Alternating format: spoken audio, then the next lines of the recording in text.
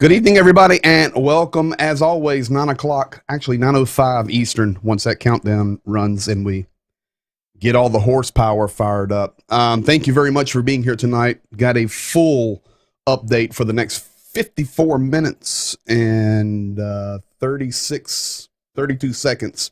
Going to try to keep her on the clock tonight. I've got a clip we're going to start with Zhenya here at the beginning, and thank you guys for all being here. Tonight's a very important night.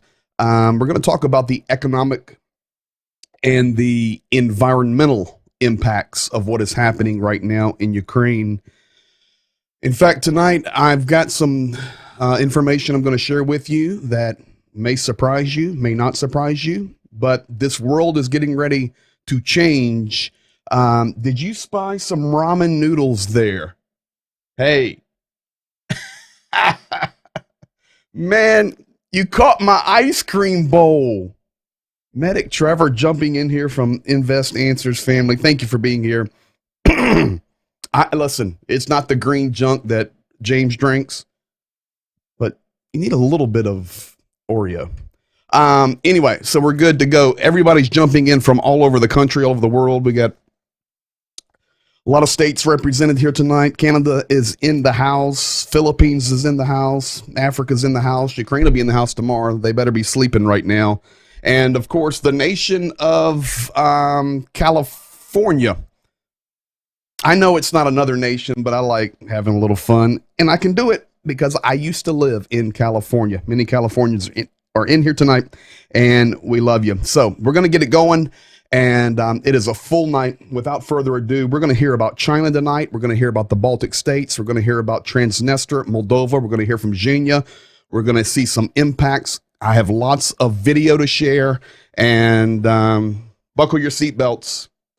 It's time to get rolling. We're going to start right here tonight. You're not going to believe this. You're not going to believe this, folks. But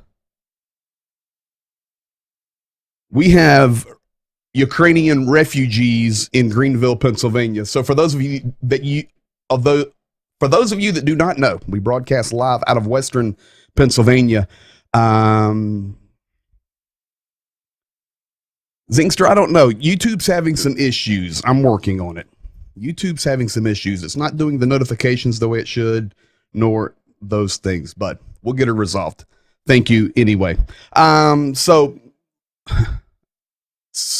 there it is. Vova and Lena Vlasuk in the house just arrived from Ukraine via Germany. So we have our first Ukrainian refugees that are here physically in Greenville, Pennsylvania. In fact, you may be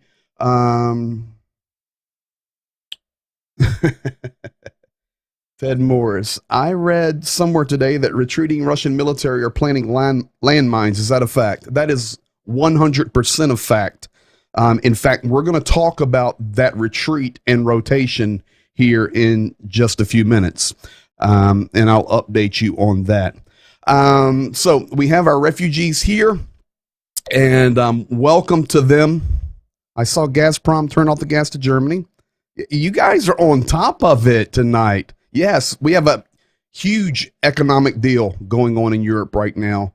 This thing needs to stop quick, or it's going to spiral out of control even much more than it already is. Maybe you're wondering where the family comes from tonight, our refugees. And of course, you can see here the beautiful nation of Ukraine. And as always, we outline the map. And of course, Ukraine includes Crimea and our eastern portions, but they come from the Poltava region right here. In fact, they come from the little town of Reshetlovka. It's right there. So we have immigrants that have come from here, and they're now here. So there you have it. That's the map in action tonight for where our refugees are. So я хочу сказать добро пожаловать в США. Мы очень рад вы здесь с нами, и мы любим вас, и мы стоим вместе. Я хочу сказать слава Украину, героям слава, по-любому мы работаем до победы. There, that was for our guest. Woo! Yes, it is Slava's parents.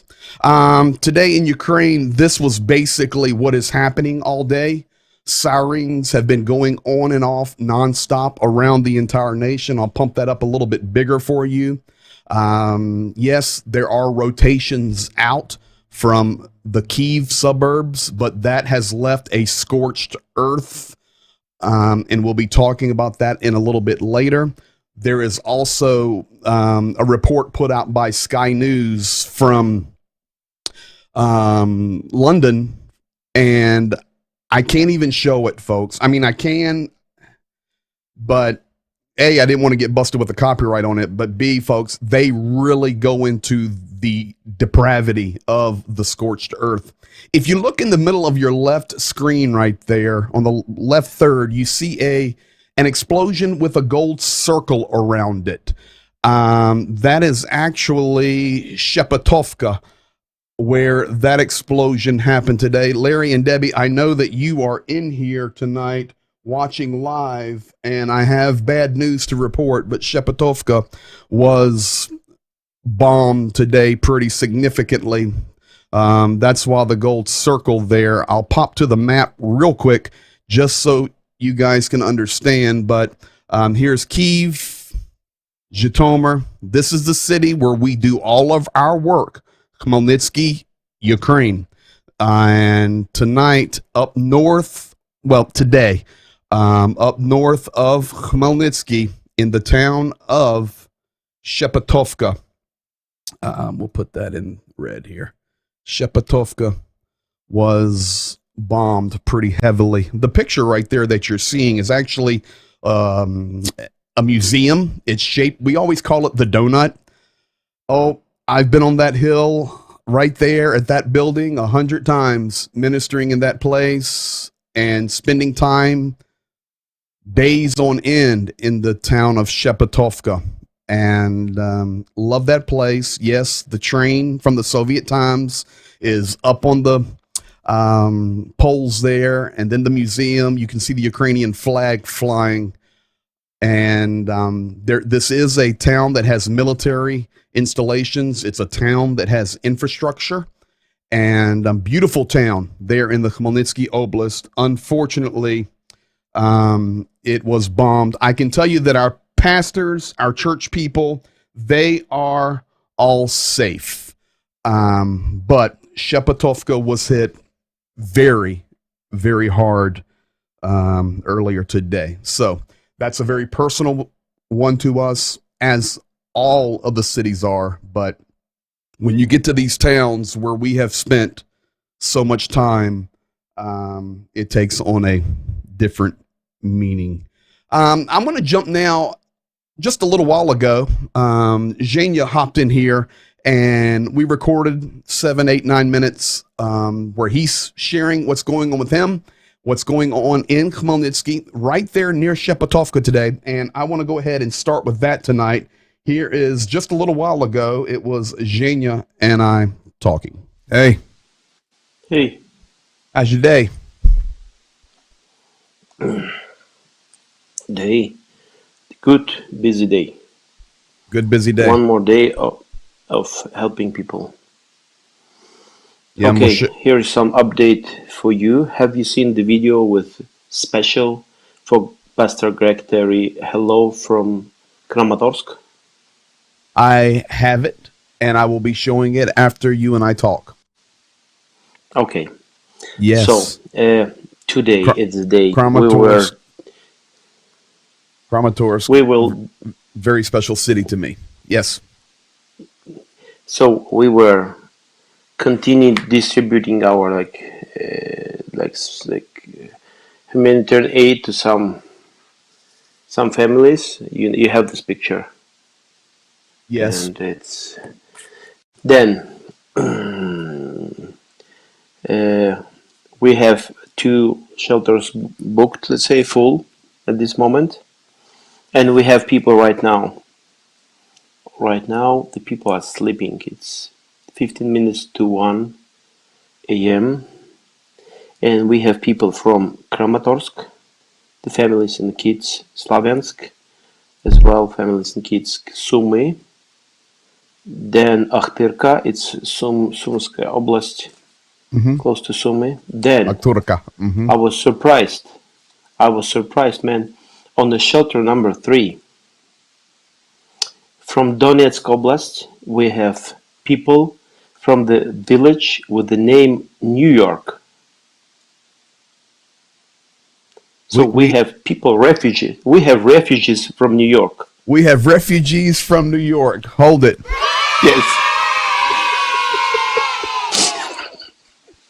Okay. Hey. Yeah. Yes. That's awesome. It's awesome.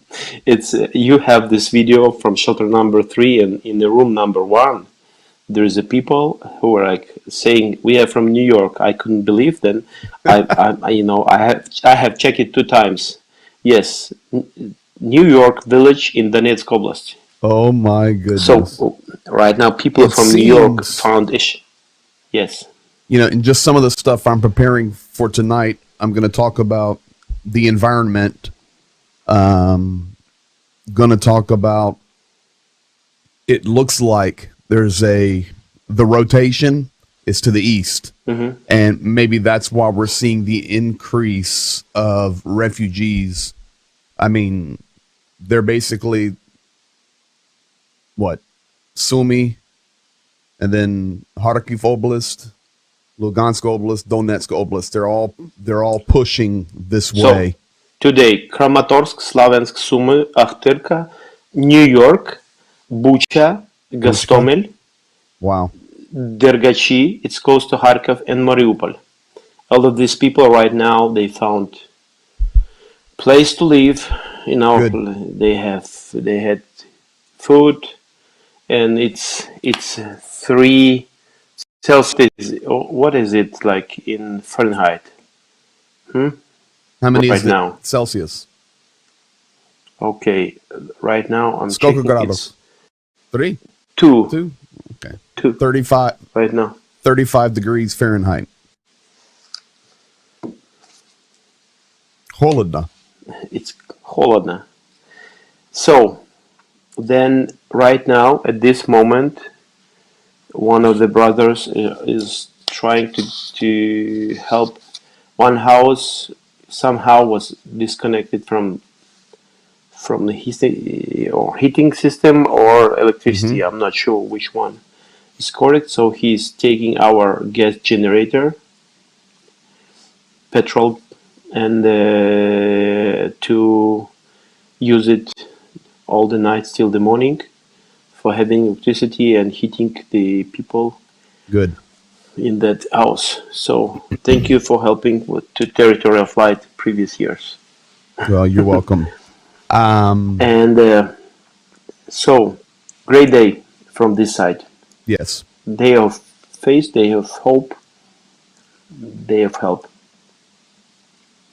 You look a little more rested. Last night, everyone was concerned because you looked terrible. I mean, you looked absolutely terrible. Like you're in the middle of a war zone, not sleeping any, talking to me while air raid sirens are going off. I don't know why you would look so tired, exhausted, but you did. You feeling better? Yeah, much. It seems to me the body started to make some decisions. Today I didn't plan to sleep, but my body made it.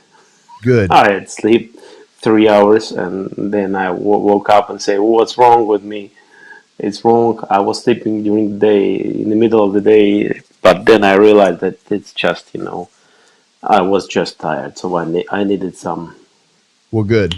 Rest. some rest. So Well, you yes, look now you I'm okay.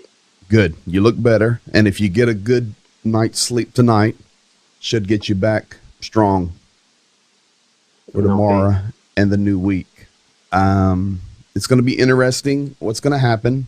You know, I'm going to share all this stuff when you're sleeping, but the rotations out of the north, we're learning, have just left a slaughter of people being buried in mass graves. Ukraine is having to clean up. And we're thankful. A lot of those little burbs around Kyiv we've retaken. So we're very thankful for that. But it's been a disaster when now the military can get in there and see what's left. It's very, very sad. Hmm. Yeah, it's set pictures from there all the day, coming with all of this unbelievable pictures What, of and I will not show any of those pictures, but I just explained it. yes. Even the road that you and I drive every time, Mm-hmm. every time, the road from Kyiv to Zhytomyr, Mm-hmm. just vehicles blown up on that road where we've driven so many times, and people just left laying in the roads. It's shocking what has happened and is happening. Mm-hmm. For sure, we're very thankful for some movement backwards in the north, and we're pretty sure that the rotation is eastward and the onslaught's coming in that next wave. I will tell you this, Mm-hmm. USA, I'm going to show the picture here in a few minutes, is making arrangements for Ukraine to get the T-72 tanks, the Soviet tanks. And so that's good news. That's heavy tank. And the other thing is, you have to look at the big picture here. But I had this, and then you sent me the picture. Finland is making their decision by summer if they'll join NATO. That's a big deal, Mm-hmm. a very, very big deal. with that huge border against Russia. So lots of things are happening. And as this war has moved into the second month, we realize now it's, you know, the word attrition, it's not short. It's going to be a long time unfolding to see where we're at. So we shall see. Yeah, I think the couple next days, maybe 4 days, I think the 4 days will be like, I mean, will reveal new evil, and it will show a couple of things. I mean, it will show what to do. And surely our guys, like, we are preparing by praying, Yes. by planning, and making everything. I mean, to prepare the guns to protect our families. I'm just concerned about a pinch. And I know the Ukrainian generals are very, very smart. And the Ukrainian military is doing a phenomenal job. But the stronger Russia pushes in from the south, and then from that Sumy, Kharkiv area, and then you push back in towards Donetsk, you see that in my hand right there? You just have that like open triangle. And I just, I don't want to see Ukraine go in there and then, because you know that's the plan. So I know Ukraine knows it. They're very smart generals. That's obvious. We're winning a ground war. So I know they're preparing for it. So we shall see. Yeah, we shall see. This is what you talk about. This is what you're talking about, yes? Yes, that pinch right there. Exactly. That open area. Correct. That's and they know it. It's obvious, and it is obvious. So we'll have to be watching it, and that's why we're here. So evidently you can't go to sleep tonight, so you're staying up. So you keep sending me videos. Okay, the last one. I mean, 1 second. 1 second. The videos you're sending me, you've put a voiceover on, just so I didn't have to take the time to do the transcripts. So you quickly did a voiceover. So I mean, you're doing an accurate translation here, and the purpose is to help the world understand the mentality, right? We just can't understand how these people are thinking. And once again, it's back to the propaganda, and it's all they see. This is what they believe. That's right. I mean, for you can understand, it's a system. It's not just, you know, like it's a whole system. It's a whole nation with the whole, I mean, the same disease, same virus, same program. Mentality. It's got that mentality. Yes. Folks, there you have it. That's the update from Zhenya a little bit earlier. And, you know, I see a lot of your guys' chat that's happening, and I love it. Man, chat, comment, like, share. That's what we're here for each night. So I want to take a moment right now and answer some of these questions the best I can. So here we go. Why has Putin not been arrested? That is crazy. Zhenya just gave you the answer due to the system. I'm going to show a couple of videos in a moment that Zhenya translated. I was going to put the scripts on them, but we just lowered the volume and he did the voiceover. The translation is spot on, and you will begin to understand why Putin has not been arrested. You will understand why. Here was another question. The two generals fired. There's been more than just two generals fired. You have to understand, in a war where family lines are connected. See, here's the deal. There are many people in Ukraine and many people in Russia that are related. Zhenya has told you himself of his family, his uncles and aunts who live in Moscow that will not speak to him. Folks, they're Ukrainian, but now they've lived in Russia and they believe in the Russian ideology. They believe in the Russian propaganda. So it's easy for us in America to look at it and go, how does that happen? How is somebody a traitor? How do they turn like that? Well, it happens.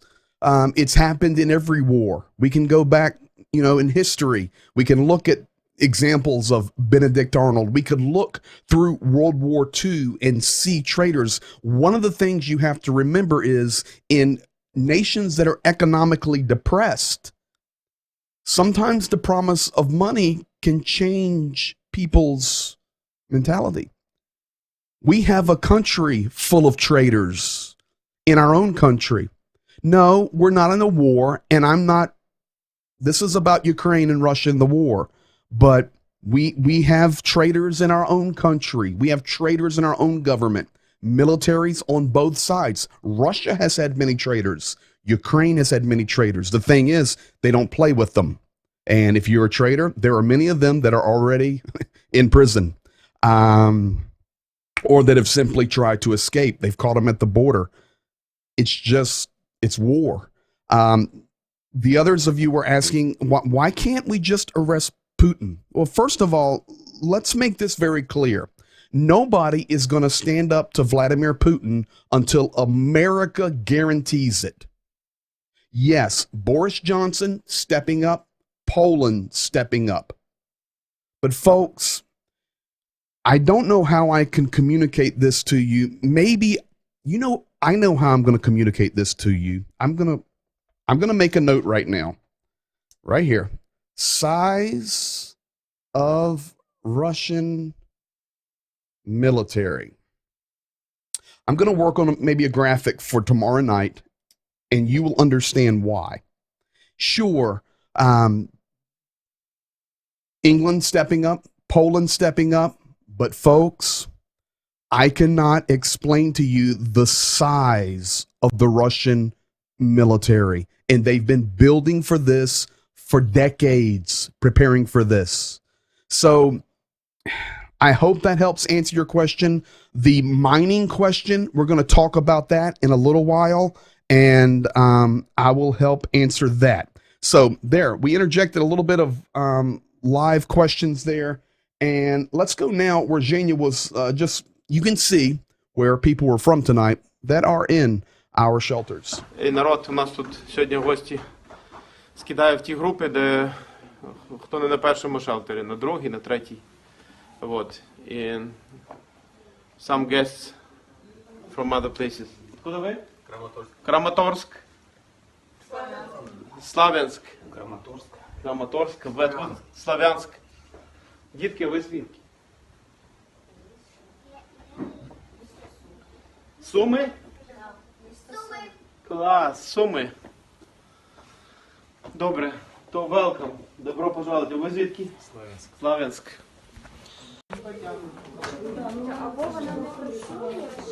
Volunteer. А ви откуда?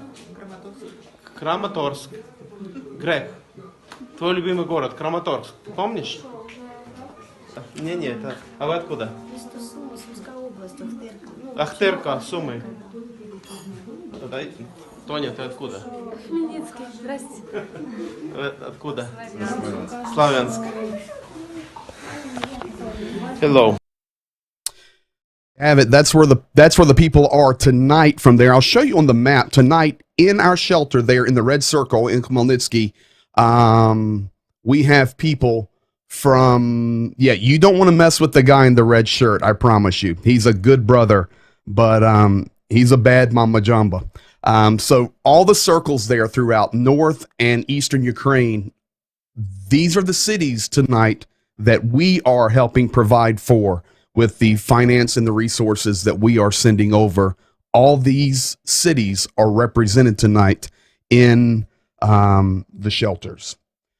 Let's roll on now. Today, something interesting was announced, and we're going to talk about the chaos of some of this stuff now. And I think this is going to help you see a little clearer on a lot of the questions that were raised tonight. Question from L&D, Larry and Debbie. Greg, do you have an update from Berdichev? As I understand right now, Berdichev has not been hit yet. Berdichev is a town between Khmelnytsky and Zhytomyr, but I can't confirm it 100%, but I haven't heard about Berdichev being hit.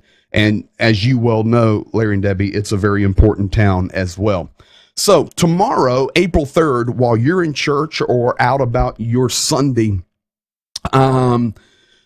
Russia has declared that they are doing a humanitarian corridor, and the president of Turkey announced it today. Erdogan, guy still bothers me, to be honest with you. A humanitarian corridor will be opened, according to Putin, to evacuate people from Mariupol. The corridor from Mariupol to Berdyansk will be opened from the north on April 3, and the armed forces of the Russian Federation guarantee the observance of the regime of silence on the route. Folks, let me tell you two things that happened in Mariupol today. In Mariupol, the battalion from Chechnya, these are bad guys fighting with the Russian military. They're mercenaries. And today they put out a video. I'm not even going to show it and give them any credit. They're bandits and they're killers. They were there today passing out humanitarian aid, food. You know where they got the food? They stole it from the humanitarian shipments that were coming from Ukraine and the West.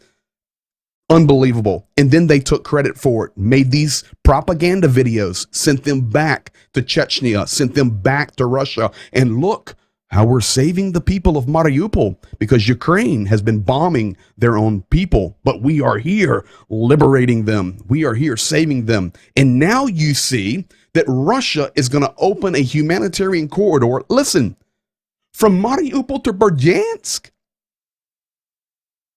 Berdyansk is occupied and taken over by the Russian military. It's not Ukraine. It is Ukraine, Konechna, of course. But right now, it's occupied. The enemy controls it. And that is where we are going to send people as a part of the humanitarian rescue. Are you guys getting the picture? Close to that, I've been showing you videos of the regional director from Mykolaiv. Last night, we talked about the regional headquarters in Mykolaiv had been attacked. And at that point, I think it was 26 people that had been killed. Well, Kim comes on. I've showed you this guy probably half a dozen times over the last 38 days. He's the regional director, kind of like the governor for that region. And you can tell this guy is usually upbeat, kicking it, excited. He had to report some sad news. I'll play just the first 10, 15 seconds so you can feel the atmosphere of him speaking. Доброго дня, мы из Украины. Так, сегодня 36 человек уже секретаря достали моего. Самого последнего долго искали. Так, поехали. Значит, сегодня подписал распоряжение о том, что... So he makes the statement that the death total from the attack on the regional government center is now at 36 people.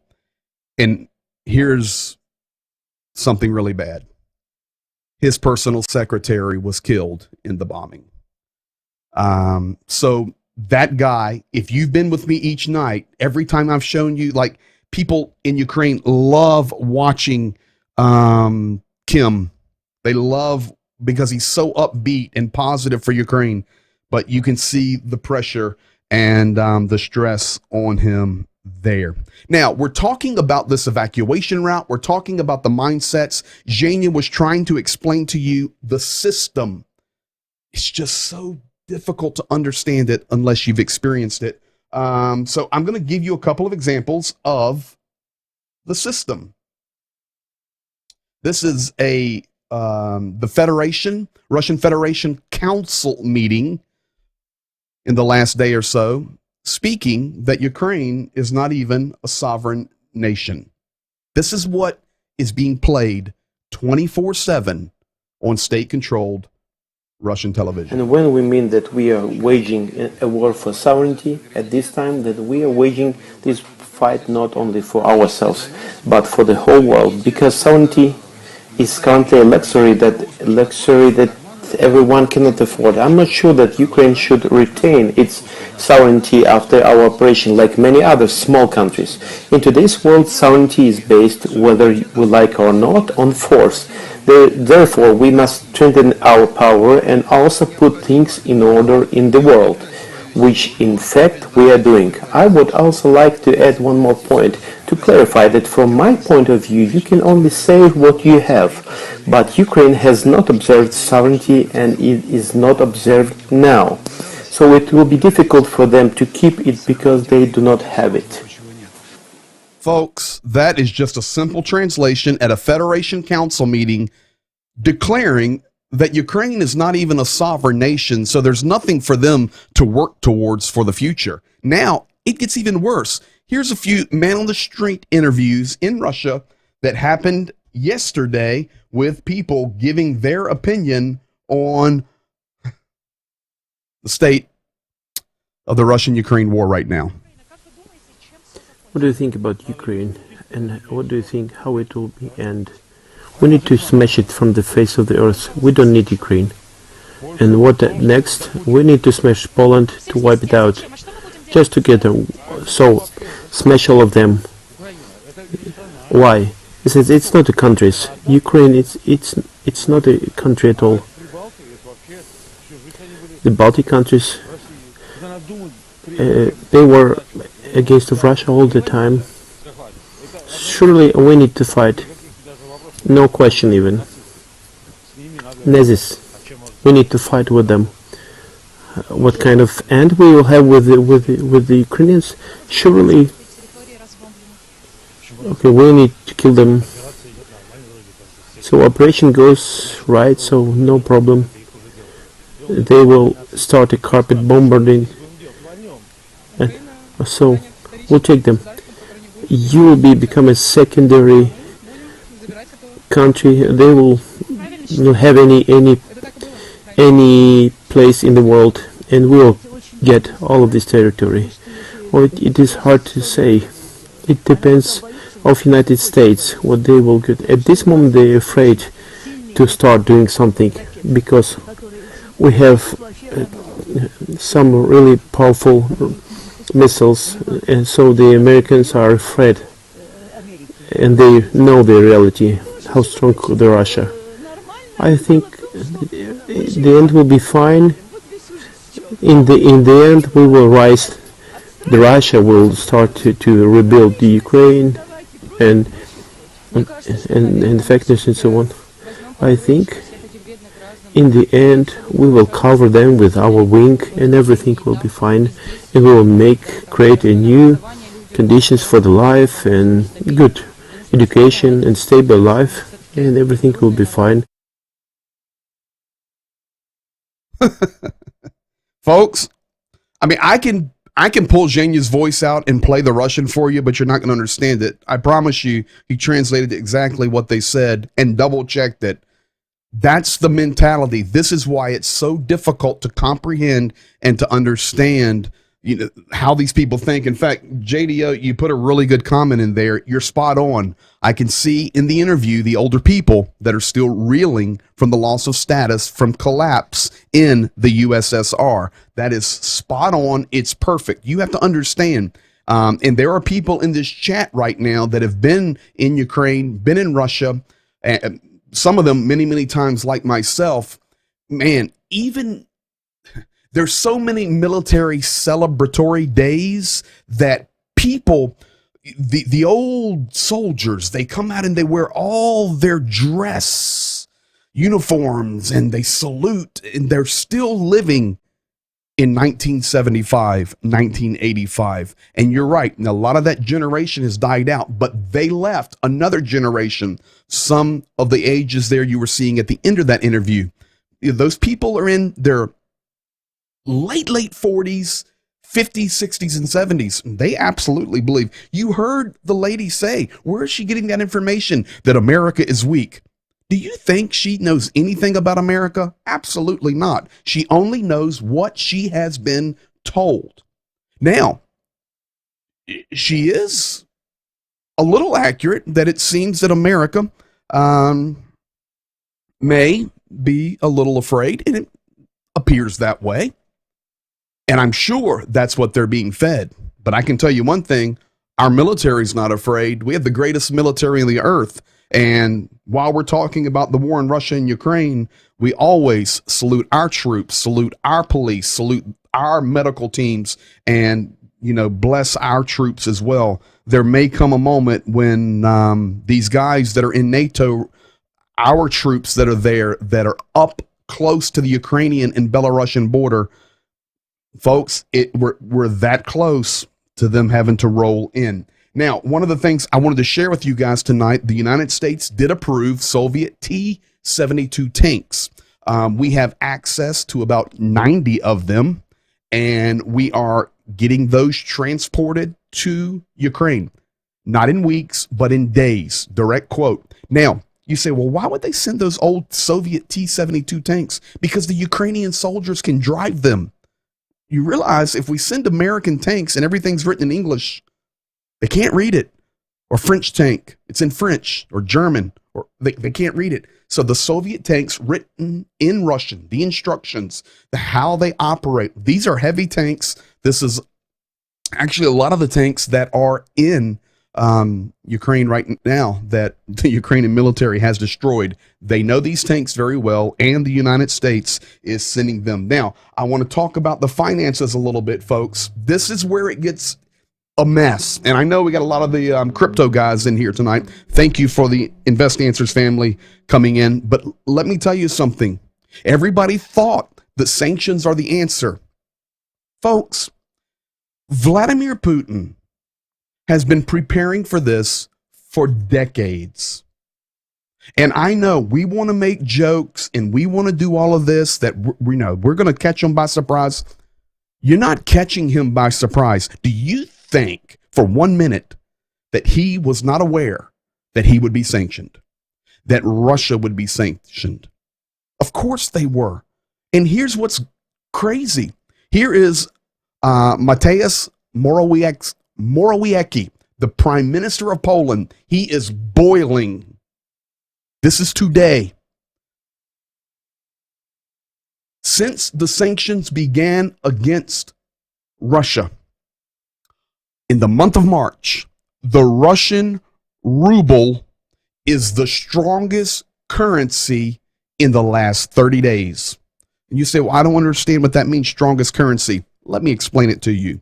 If you had invested on March the 1st into the Russian ruble, you would have made money. If you think of it as a stock, you're investing in a currency. If you had invested in other currencies, you would have made money. But you would have made the most money by investing in the Russian ruble. Folks, this is a problem. And everybody thinks these sanctions, they were prepared. I promise you, they were prepared. And not only that, the only thing that will actually make a difference is when nations stop accepting the gas, which is happening. I've got an update on that. But right now, let's be honest, Germany can't. 53% of their fuel comes from Russia. They just cannot stop it. They're hoping by January 23. Nations around the world where the crude oil is going via ship or through China. And I'm getting ready to drop breaking news on you in regard to China within the next 12 minutes that's going to blow you away. So the economic situation, we think we're putting the squeeze on them, and we are, but it's not going to do what nations are expecting it to do. It's just not. The only thing that will make a complete difference financially is a full embargo. And there is no full embargo right now against Russia in any way. In fact, this was out of Bloomberg this morning that Putin may collect $321 billion, a windfall, if the oil and gas continue to flow. This was planned, folks. He was ready. But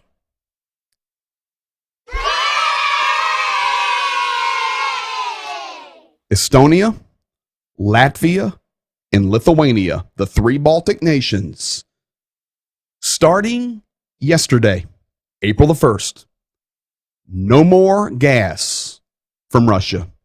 They will find a way. No more gas. So it starts. Big cheer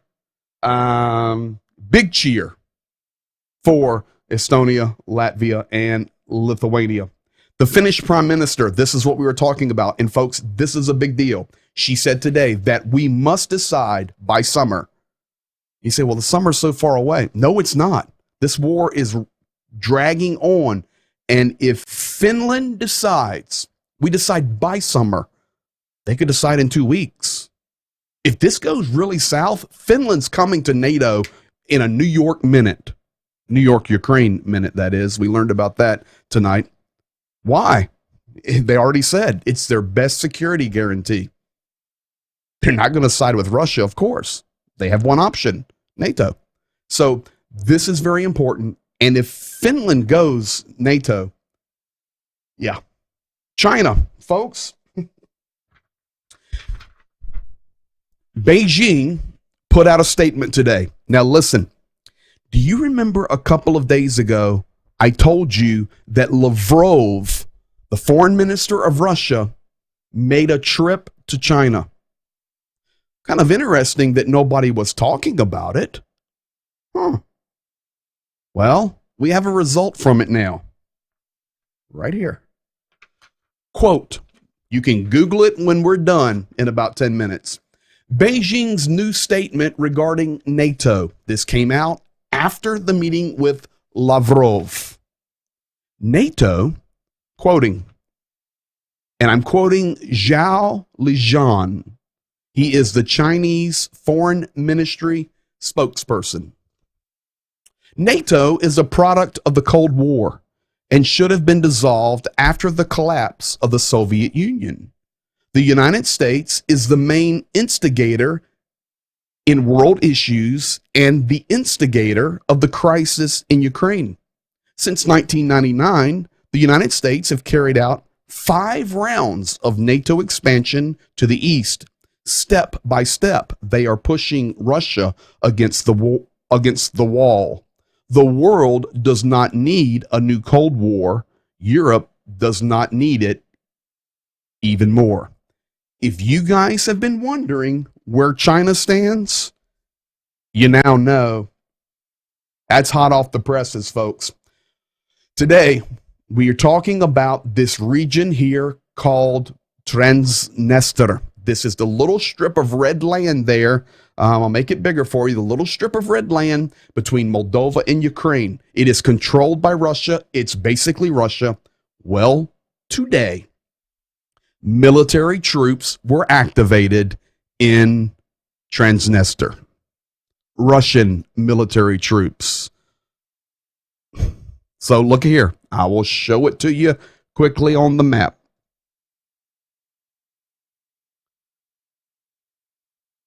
Go red. Your Transnistria is here.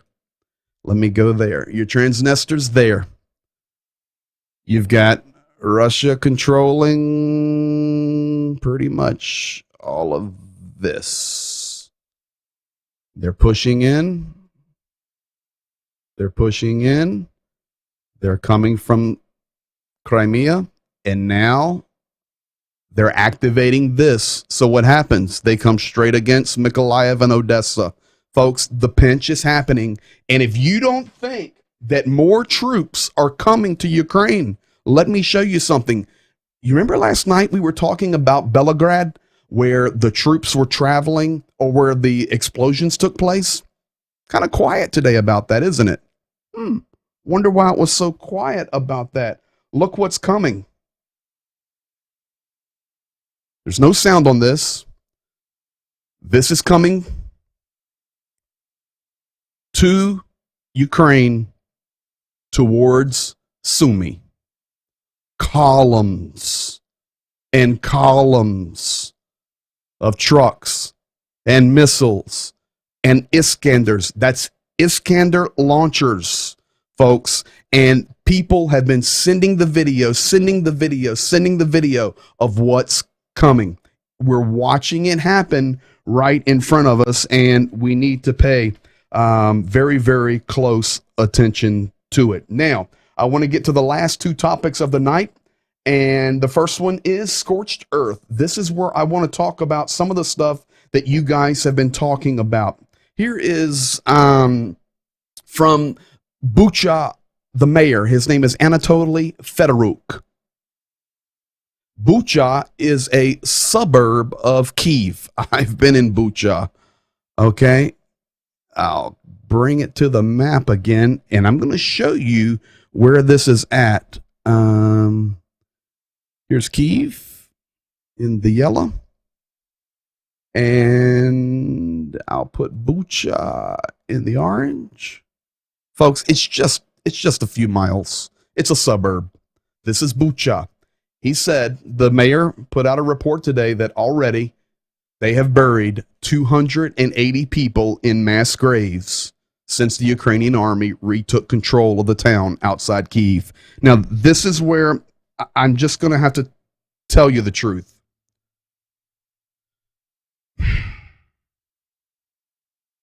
Ukraine is moving back into the suburbs of Kyiv.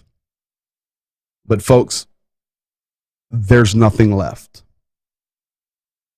People go, oh, well, they're pushing the Russian military out, or the Russian military is retreating. Folks, there's nothing there. Nothing. It's destroyed. The infrastructure is destroyed. And when the Russian military left, I can't even show you the videos. There are dead bodies laying everywhere. There are people just like World War II, and you just have to hear me on this. There are people just like World War II with their hands bound behind their backs, and they are lined up like we have all seen the old black and white footage from World War II,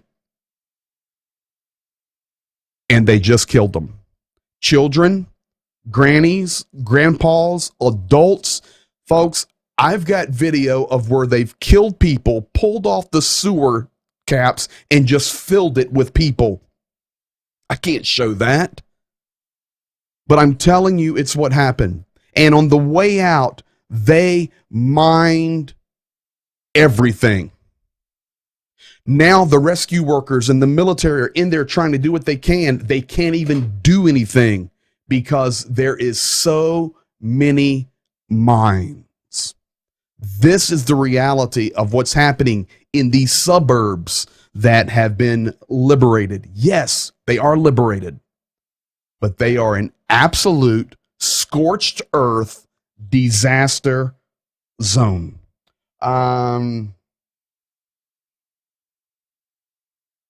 Just think about this. This is down at Energodar. This is in the southern part of Ukraine. This is occupied by the Russian military. The people were out, and this is near the largest nuclear power plant in the world, or in Europe, rather. The people are out rallying again today, and Russia's getting tired of it. They're stunning them. They're grenading them. They're shooting in the air. Folks, it's just, this has to stop, and they have to be defeated. They're just going to start killing people like they did in the suburbs of Kyiv. But here's Energodar today. People were just there.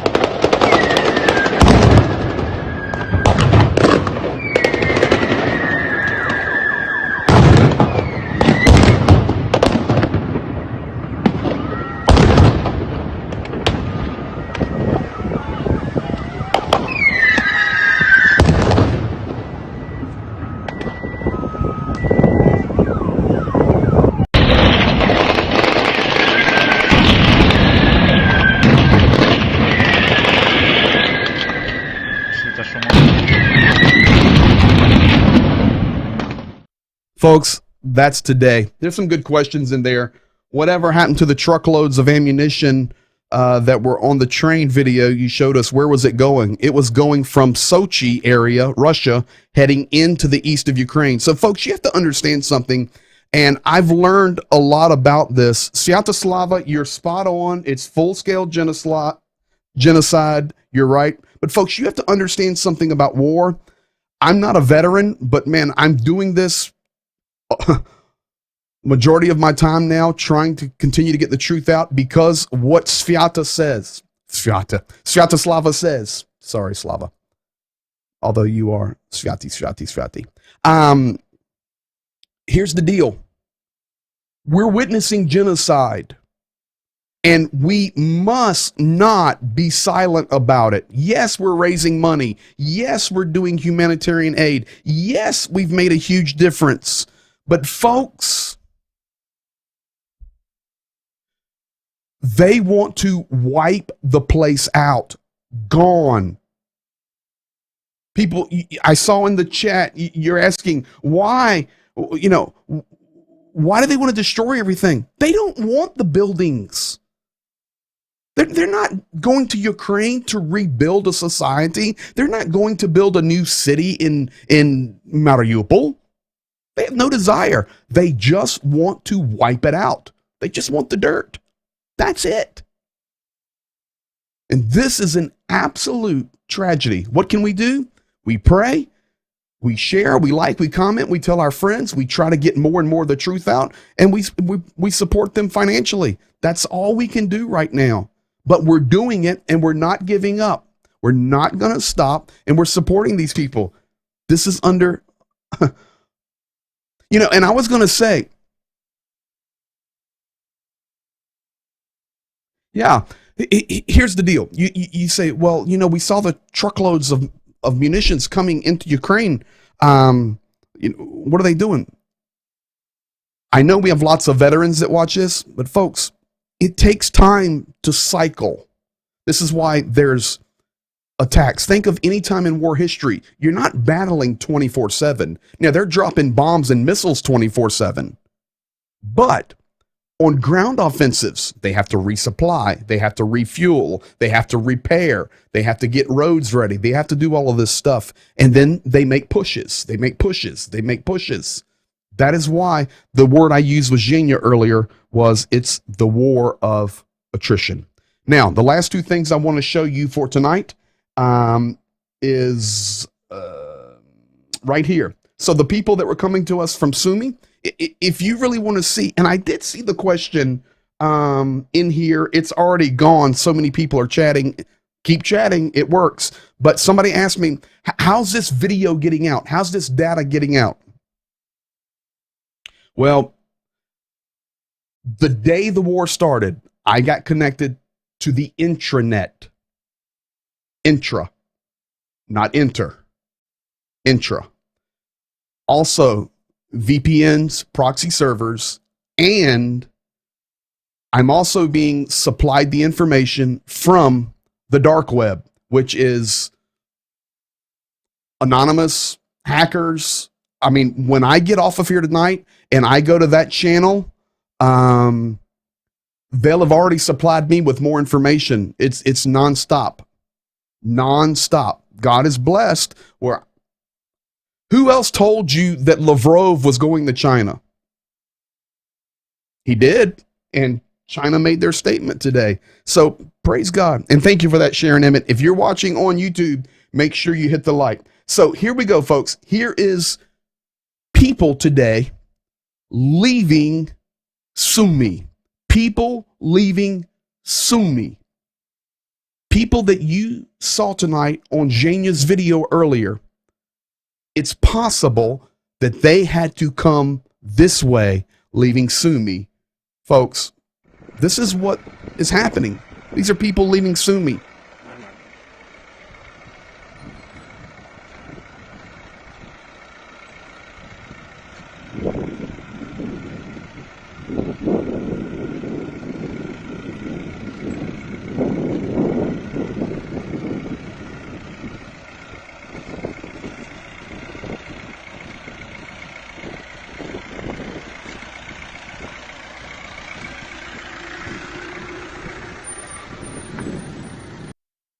How many of you are going to drive across that bridge? Nadia Tucker, that's a really good comment there. That's a good comment. We have to pray that the scales be removed from the eyes of the Russian people. This is a spiritual war that's being manifested naturally. We must pray. Yeah, Medic Trevor, that's a sketchy bridge, but they do not have any other options. It's so hard to explain. Ukraine is so rich in natural resources, and most of you in here are in America or Canada. You know, when you leave your city or your town, you've got 30 options for roadways. Sometimes in these cities, you have 3 or 4 main roads that come in and come out, and that's it. And when they're destroyed, there's not other options. The infrastructure is not like American road systems or European road systems. That's why each night I'm trying to educate. I'm trying to show you the truth. But speaking about natural resources, and I think that's where we should close tonight. Tomorrow night, I've got some stuff already working on. But tonight, the title of the program was The Environmental Impact. The Environmental Impact. You're right. That's a good way to put it. Even a drowning man will grab the tip of the sword. That's why anyone will cross those bridges. Absolutely. Folks, I can tell you. All right. I was in Moldova. I don't even know when this was. Been there many times. But it was Zhenya and Rostik and I. Just the 3 of us. We were going to Kishinev. And we're riding out in the middle of Moldova. And no real cell phones, no means of communication, no maps. And you just follow the signs. You go to the next town and you ask, hey, how do I get to the next town? And you follow the road sign and you just drive. Well, we made a mistake. And I'm just going to tell you, folks, these regions of the world are just different. They're different. We got lost in the middle of the night in Moldova.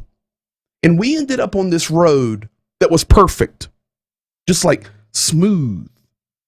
And we rode on it for miles and miles and miles and miles. There was no exits. There was no access.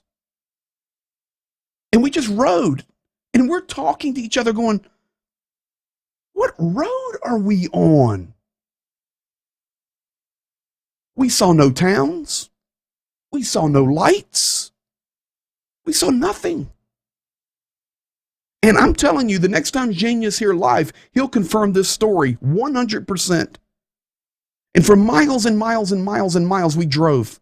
Finally, we found a little dirt access road to get off of this roadway. And we're just bouncing down. We end up in a chicken farm in this little village, and we go to the farmer. They're beating on the door going, man, we're lost. And the chicken farmer goes, how did you get here? We're just driving on this road, and we're trying to get to Kishinev. The farmer said, you were on the road up there at the top of the hill? And we say, yeah. You can't be on that road. Well, why can't we? It's not a road. Well, we rode on it for 20 miles. Yes. It's military only. That road was built by the Soviet Union. The only people that ride on that road are airplanes that land on it, and military trucks, and military vehicles, and military tanks. Folks, this was all planned for decades and decades and decades. That road is still there. Nobody gets on that road. I don't know how we got on it, but we did. Zhenya and Rostik can confirm that. Last thing I want to share with you tonight, right here. We talked about the environmental impact. I got about a 90-second video, and then I will tell you good night and see you in 23 hours. This is in English for you, And these statistics are up within the last week. All right. But it tells you the environmental. We've talked tonight, financial impact. And now we're going to look at the environmental impact.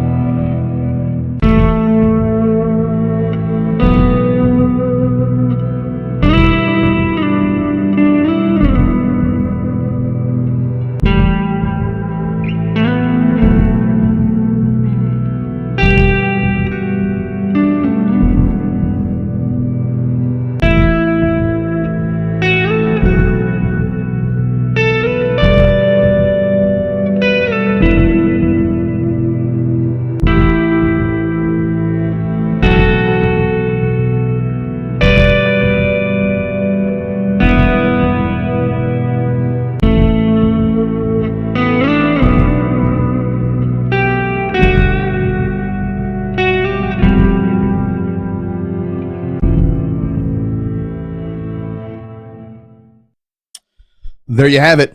Just gives you a brief, things we do not even think about. This is serious. 44% of the natural resources of Ukraine right now are in the occupied territories of the Russian military.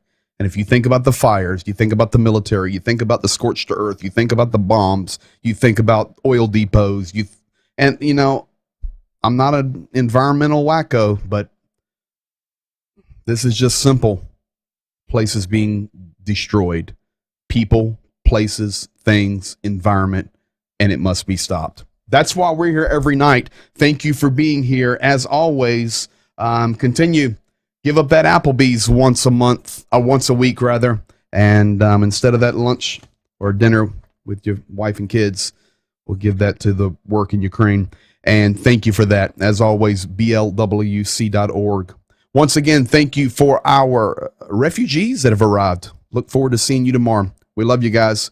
We will give you whatever happens in the next 24 hours. We'll have it for you tomorrow night. May God bless you. Speak peace over your lives and peace over Ukraine. See you in 23 hours. Good night.